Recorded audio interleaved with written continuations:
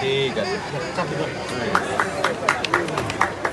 হামের টিকা ওর যথাসময় দেওয়া হয়েছে, এটা খুবই ভালো সময় আর কি হামের টিকাটা দেওয়া হয়েছে মনে হচ্ছে আমার।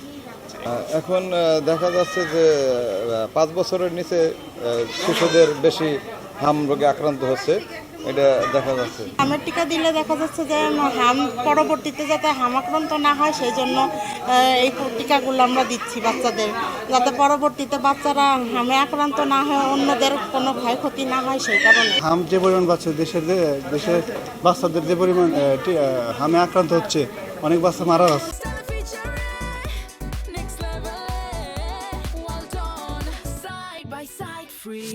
সারা বাংলাদেশের হাসপাতালেই আমরা জোর দিচ্ছি একটি পরিষ্কার পরিচ্ছন্ন পরিবেশ তৈরি করতে হবে।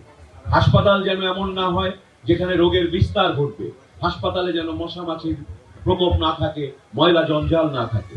সুতরাং সেটা করতে হলে পাশাপাশি আমাদের চিকিৎসক, আমাদের স্বাস্থ্যকর্মী, তাদের নিরাপত্তা নিশ্চিত করতে হলে আপনাদেরকেই উদ্যোগ নিতে হবে, আপনাদেরকেই চারপাশটাকে পরিষ্কার রাখতে হবে। জনগণকেও আমি বলবো, আমরা সবাই যদি উদ্যোগ নেই, সবাই যে যার মতো একটু ময়লা কম করি, তাহলেই কিন্তু ময়লা কমবে। আপনারা যারা স্বাস্থ্যকর্মী আছেন এবং যারা আজকে এখানে উপস্থিত নাই কিন্তু শাহজাদপুর উপজেলার বিভিন্ন জায়গায় আছেন, আপনাদের কাছে আমরা কিছু জিনিস চাই। আমরা চাই আপনারা সঠিক সময়ে কর্মস্থলে উপস্থিত থাকুন, নিয়মিত হন। আপনার নিজের এই কর্মের মাধ্যমে আপনি জীবিকা উপার্জন করেন, আপনার সন্তান সন্ততি বড় হয়, একটা সুস্থ জীবনে আমরা সবাই থাকার সুযোগ পাই। আপনারা স্বাস্থ্যকর্মীরা সবাই আছেন বলেই মানুষ আপনাদেরকে সম্মান করে, আরো সম্মান করবে ইনশাআল্লাহ। আমরাও সরকার আপনাদের ভালো মন্দ সবকিছু দেখব।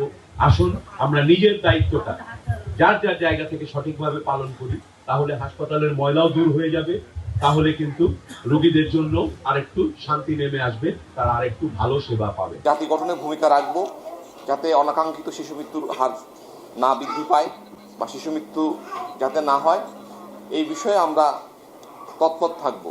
আর আমরা এখানে যারা এসেছি, আমাদের আরেকটা দায়িত্ব হচ্ছে যে আমাদের এই অনুভূতিগুলো, আমাদের যে আন্ডারস্ট্যান্ডিং, আমরা এখান থেকে যেটা বুঝলাম, যে মেসেজগুলো আমাদের মধ্যে অলরেডি আছে বা যে মেসেজগুলো আমরা জানলাম, সেই মেসেজগুলো আমাদের পার্শ্ববর্তী, আমাদের যে জায়গায় কমিউনিকেশন হয়, সেটা প্রতিবেশী হতে পারে, আত্মীয় স্বজন হতে পারে, বা কোনো মিডিয়ার সামনে হতে পারে, স্কুল কলেজে হতে পারে, যে যেখানে আছি, এই বিষয়টাকে কিন্তু ট্রান্সমিট করা, এই বিষয়গুলো কিন্তু তাদেরকে অবহিত করা, অর্থাৎ সমগ্র জাতিকে যার যার অবস্থান থেকে সচেতন করার দায়িত্ব কিন্তু আমাদের।